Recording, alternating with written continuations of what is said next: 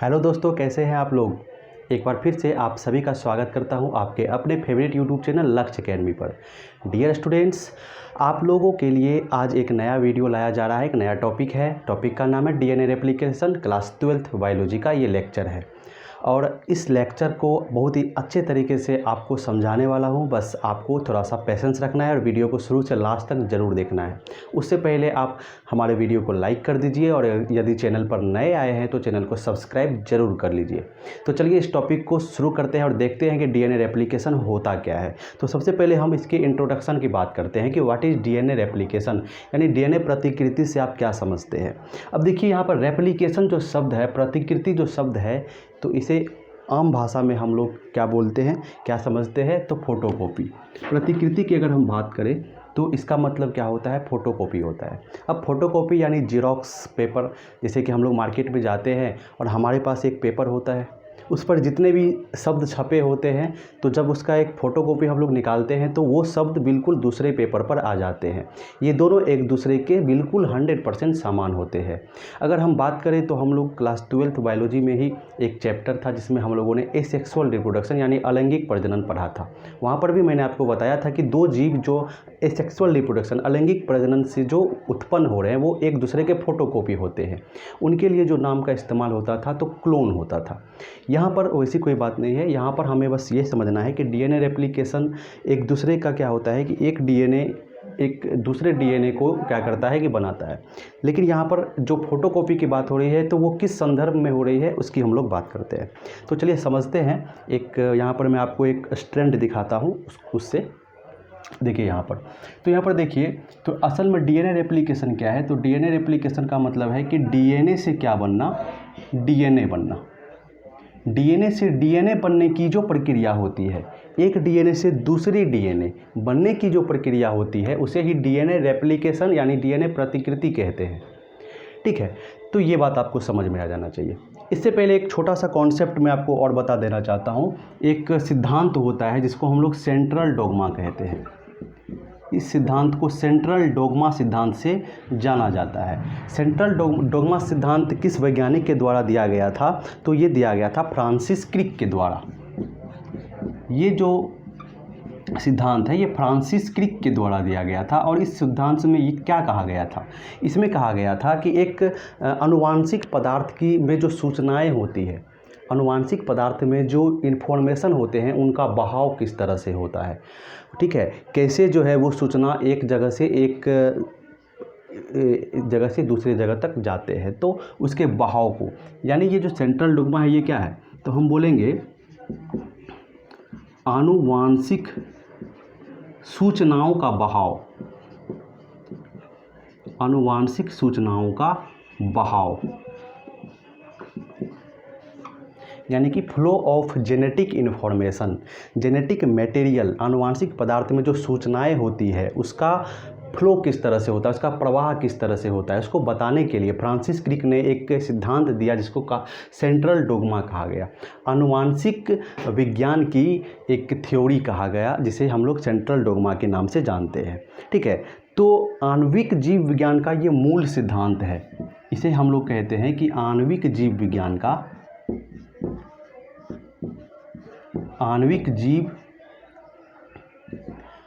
आणविक जीन विज्ञान का मूल सिद्धांत,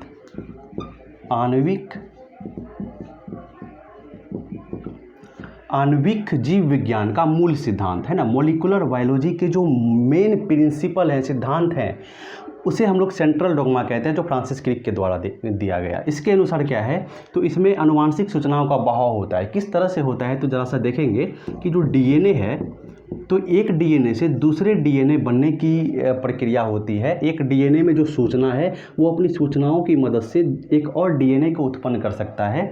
ठीक है, डीएनए से क्या बन सकता है, डीएनए से आरएनए बनने की, डीएनए से क्या हो सकता है, डीएनए पर जो सूचनाएं हैं, इन्फॉर्मेशन है, बेस क्रम के आधार पर, क्षार क्रम के आधार पर उन सूचनाओं को लेकर डीएनए से आरएनए बनाया जा सकता है।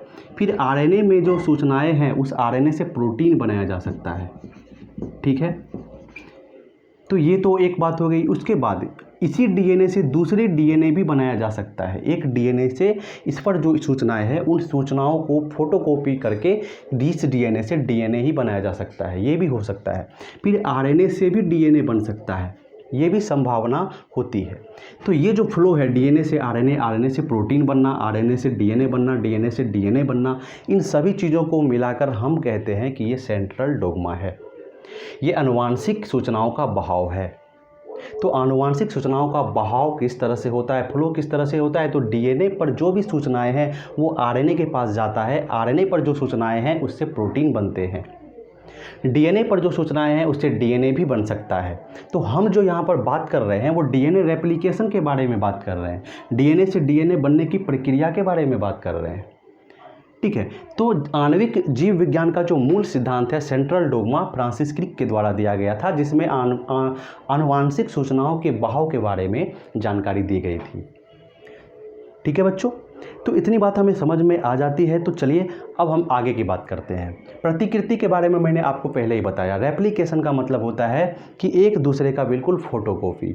अब फोटोकॉपी तो ठीक है, समझ में आती है, लेकिन यहाँ पर बायोलॉजिकल बात हम यहाँ पर करेंगे कि फोटोकॉपी का मतलब क्या होता है। तो ज़रा सा देखेंगे कि डीएनए रेप्लिकेशन में होता क्या है। तो हम लोग जानते हैं कि डीएनए रेप्लिकेशन, डीएनए में क्या होता है कि 2 स्ट्रैंड होते हैं, 2 रज्जुक होते हैं। अगर एक का 5 से 3 ध्रुवता है तो दूसरे की ध्रुवता 3 से 5 होगी। हम सभी लोग जानते हैं कि डीएनए में 2 रज्जुक होते हैं और ये दोनों एंटी पैरेलल होते हैं।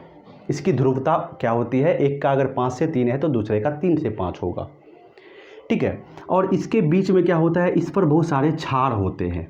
जैसे यहाँ पर एडेनिन हो सकता है, थायमिन हो सकता है, फिर एडेनिन, साइटोसिन, गुआनिन, एडेनिन, कुछ भी हो सकते हैं रैंडमली।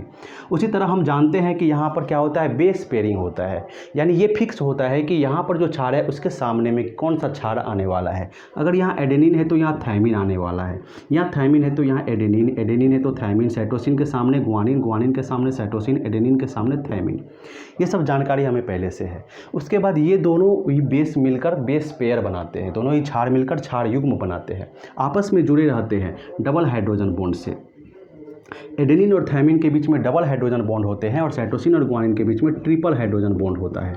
ये सभी चीज़ हम लोग पहले ही अपने बेसिक क्लास में पढ़कर आ चुके हैं। तो हमारे पास एक ये डीएनए है जिस पर क्षार का क्रम कुछ इस तरह से है, adenine, thymine, adenine, cytosine, guanine, adenine. तो इसी डीएनए से दूसरा डीएनए बनाना है, यानी कि रेप्लिकेशन कराना है।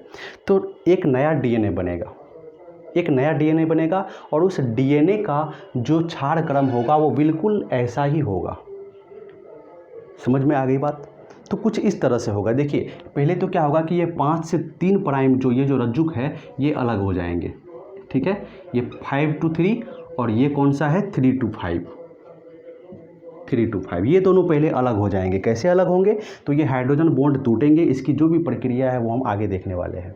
अब क्या होगा कि इस डीएनए रज्जुक के सामने में एक नया रज्जुक का निर्माण हो जाएगा, इस डीएनए रज्जुक के ऊपर एक नए रज्जुक का निर्माण हो जाएगा। ये अगर 5 से 3 वाला है तो यहाँ पर 3 से 5 वाले का निर्माण होगा, और यदि ये 3 से 5 वाले हैं तो यहाँ पर 5 से 3 वाले नए रज्जुक का निर्माण होगा। अब यहाँ पर क्या थे, ये अलग हो गए, तो इस पर क्या थे, एडेनिन थे, thymine, adenine, cytosine, guanine, adenine. तो ये जो नया रज्जुक बन रहा है इसके सामने कंप्लीमेंट्री बेस पेयरिंग होगा, क्षार युग्म बनेंगे, पूरक होते हैं एक दूसरे के। तो यहाँ एडेनिन आए हैं तो यहाँ थायमिन आएगा, यहाँ adenine, thymine, guanine, cytosine, thymine, और फिर आप ये सब क्या कर लेंगे, आपस में हाइड्रोजन बॉन्डिंग आपस में बना लेंगे। और इस तरह से क्या होगा यहाँ पर कि एक नए डीएनए का निर्माण हो जाएगा। उसी तरह इस पर जो क्षार क्रम था वो क्या था, इस पर जो क्षार क्रम था वो थायमिन था, adenine, thymine, guanine, cytosine, thymine. तो जो नया डीएनए रज्जुक का निर्माण हो रहा है उसके सामने जो क्षार आने वाले हैं वो कॉम्प्लीमेंट्री क्षार आने वाले हैं, यानी यहाँ पर थायमिन है तो यहाँ एडेनिन आएगा, यहाँ थायमिन आएगा, यहाँ एडेनिन आएगा, यहाँ साइटोसिन आएगा, यहाँ गुआनिन आएगा, यहाँ एडेनिन आएगा, और फिर इसके बीच में हाइड्रोजन बॉन्ड तो उपलब्ध होंगे ही। तो ये दोनों ही रज्जुक एक जगह उपस्थित रहेंगे। तो इस तरह से हमारे पास ये पहले वाला जो डीएनए था, इस डीएनए को हम लोग क्या बोलते हैं, इस डीएनए को हम लोग मदर डीएनए बोल सकते हैं, मातृ डीएनए बोल सकते हैं, ठीक है, फादर डीएनए की बात नहीं होती है, फादर वाला शब्द जो है यूज नहीं होता है। तो यहाँ पर ये मदर डीएनए है।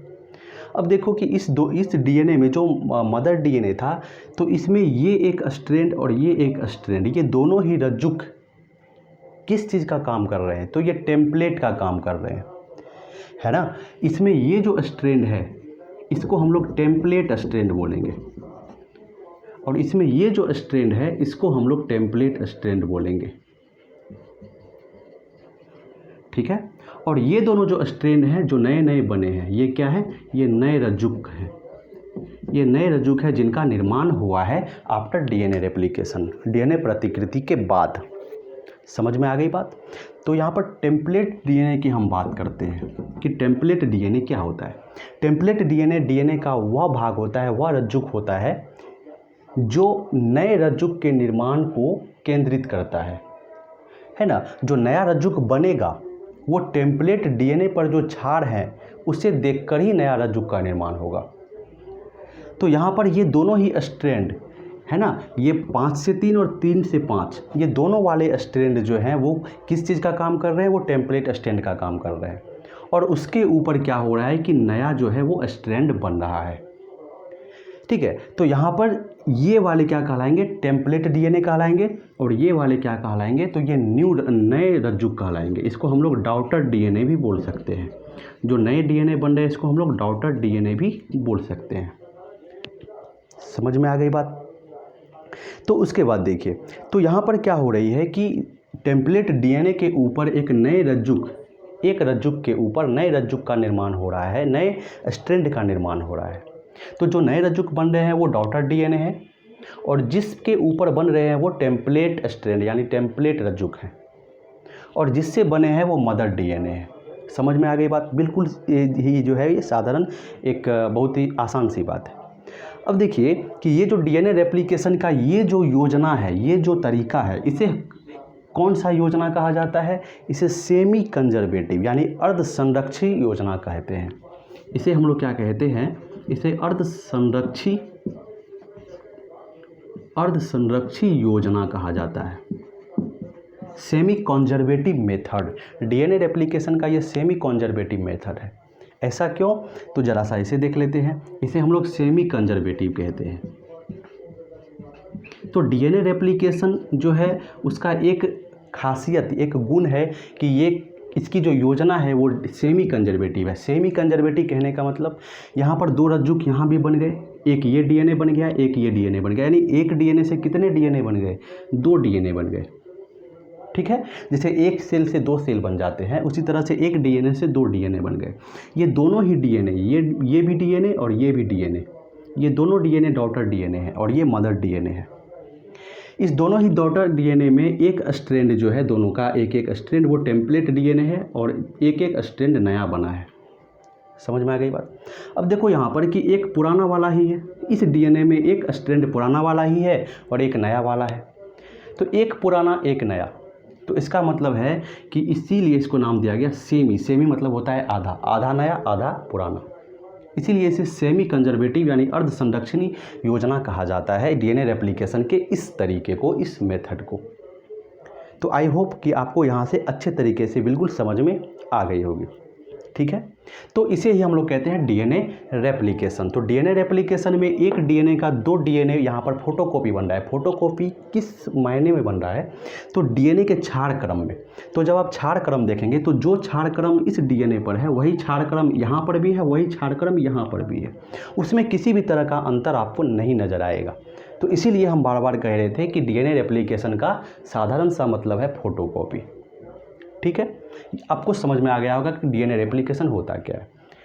अब चलिए थोड़ी सी बात हम एक चीज़ और समझ लेते हैं ओरिजिन के बारे में, ठीक है। Origin of replication, origin of replication, इसके बारे में थोड़ी सी हम यहाँ पर बात कर लेते हैं। तो ओरिजिन ऑफ रेप्लिकेशन क्या है? तो ज़रा सा इसे समझिए। देखिए, ओरिजिन ऑफ रेप्लिकेशन मतलब है कि प्रतिकृति का स्थल, प्रतिकृति का स्थल। अब देखिए, हम सभी जानते हैं कि हमारे आसपास 2 तरह के जीव होते हैं, एक प्रोकैरियोट होते हैं, कि यूकैरियोट होते हैं, ठीक है। तो प्रोकैरियोट और यूकैरियोट, प्रोकैरियोट हम किसे बोलते हैं? तो प्रोकैरियोट का मतलब है असीम केंद्रकी, है ना। एक होता है हमारे पास असीम केंद्रकी, एक ऐसे जीव होते हैं जिनकी हर एक कोशिका प्रोकैरियोट होती है, तो वो जीव प्रोकैरियोटिक जीव हो जाते हैं, यानी असीम केंद्रकी जीव हो जाते हैं। प्रोकैरियोटिक यूकैरियोटिक क्या होता है आपको पहले भी बताया गया है और आप पहले भी जानते होंगे, मैं तो यही सोचकर चल रहा हूँ कि आपको ये चीज़ पता होगी, ठीक है। इसके साथ ही क्या होता है कि सुकेंद्रकी भी होते हैं, सुकेंद्रकी भी होते हैं, जिसे हम लोग यूकैरियोट कहते हैं। क्या कहते हैं? यूकैरियोट कहते हैं। अब देखिए यहाँ पर डीएनए रेप्लिकेशन, ओरिजिन का मतलब क्या है? ओरिजिन का मतलब है कि डीएनए के जो रज्जुक है, डीएनए के जो स्ट्रैंड है, डीएनए का वो टुकड़ा, वह पार्ट जहाँ से रेप्लिकेशन शुरू होती है, प्रतिकृति शुरू होता है ना। अगर हम बात करें प्रोकैरियोट की, तो प्रोकैरियोट की जो कोशिका होती है उसके अंदर इस तरह से सर्कुलर डीएनए होता है, ठीक है। जो डीएनए होते हैं वो कैसे होते हैं? सर्कुलर होते हैं। इस तरह से डीएनए के कोशिका के अंदर जो डीएनए होते हैं, किसमें? असीम केंद्रकी में, प्रोकैरियोटिक में, वो कैसे होते हैं? वो सर्कुलर डीएनए होते हैं। अगर इसको हम यहाँ से बाहर निकलें और ज़रा इस तरह से देखें, ठीक है, इस तरह से अगर इसको हम देखें तो ये अगर क्या है? सर्कुलर डीएनए है, गोलाकार यहाँ पर इसका डीएनए है। और चूँकि इसकी जो डीएनए होते हैं वो बहुत ही छोटे होते हैं, इसके डीएनए की जो लंबाई होती है वो छोटी होती है, इसीलिए यहाँ पर जो ओरिजिन है, जहाँ से रेप्लिकेशन शुरू होगा, वो एक ही होता है। किसी एक जगह जो है क्या होता है? किसी एक जगह जो है ओरिजिन होता है, जिसको हम लोग ओरिजिन सी के नाम से भी बोल सकते हैं कि ये ओरिजिन सी है। तो प्रोकैरियोट में, असीम केंद्रकी में, क्योंकि इसकी डीएनए की लंबाई छोटी होती है और ये उतने एडवांस भी नहीं होते हैं, इसीलिए प्रोकैरियोट में क्या होता है कि यहाँ पर एक ही ओरिजिन होता है। कितने ओरिजिन होते हैं? एक ही ओरिजिन होते हैं। तो जब भी डीएनए रेप्लिकेशन का काम शुरू होगा तो वो यहीं से शुरू होगा, एक ही जगह से शुरू होगा। समझ में आ गई बात? अगर हम यूकैरियोट की बात करें तो यूकैरियोटिक जो डीएनए होते हैं उसकी लंबाई बहुत होती है। आप लोग को पहले भी बताया गया कि हमारे शरीर में जो डीएनए मौजूद है हर एक कोशिका में, अगर उसको हम यहाँ से खींचें तो वो इतनी लंबाई हो जाएगी, वो अंतरिक्ष तक, वो चाँद तक चले जाएगी।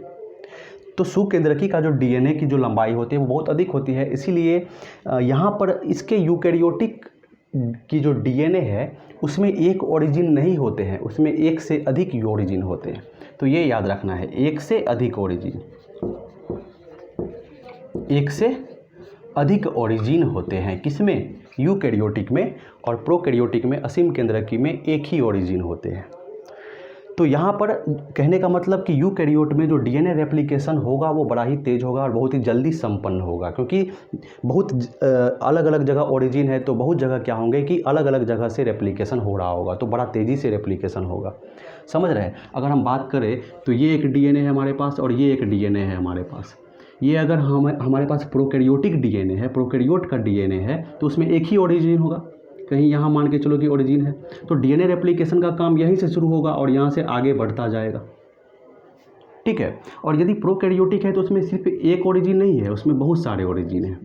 तो डीएनए रेप्लिकेशन का काम यहाँ भी चल रहा है, यहाँ भी चल रहा है, यहाँ भी चल रहा है, तो डीएनए रेप्लिकेशन बड़ा तेज़ी से होगा, प्रतिकृति बड़ा तेज़ी से बनेगा और कोई गलती भी नहीं होती है, एकदम 100% एक्यूरेट, बहुत अच्छे तरीके से ये प्रोसेस चलता है। तो ओरिजिन का मतलब वही होता है, ओरिजिन मतलब वह प्लेस डीएनए पर, वह जगह, वह स्थान जहाँ से रेप्लिकेशन शुरू होता है। असीम केंद्रकी में सिर्फ एक ओरिजिन होते हैं और सुकेंद्रकी यूकैरियोट में एक से अधिक ओरिजिन होते हैं, ठीक है। तो यही मुझे यहाँ पर तक बताना था। तो चलिए, आज के इस वीडियो में मैंने आपको एक इन्फॉर्मेशन दिया, एक छोटी सी जानकारी दी डीएनए रेप्लिकेशन के बारे में, एक इंट्रोडक्शन वीडियो था। नेक्स्ट क्लास में मैं आपको क्या बताऊंगा, तो डीएनए रेप्लिकेशन होता क्या है, उसके क्या प्रोसेस हैं, उसमें कौन कौन से एंजाइम लगते हैं, इन सभी चीज़ों के बारे में डिस्कस हम लोग अगले वीडियो में करेंगे। तो अगर ये वीडियो आपको पसंद आया होगा तो वीडियो को लाइक और चैनल को सब्सक्राइब करके ही जाइएगा। Thank you, goodbye. Next class में एक बार फिर से आपसे मुलाकात होगी।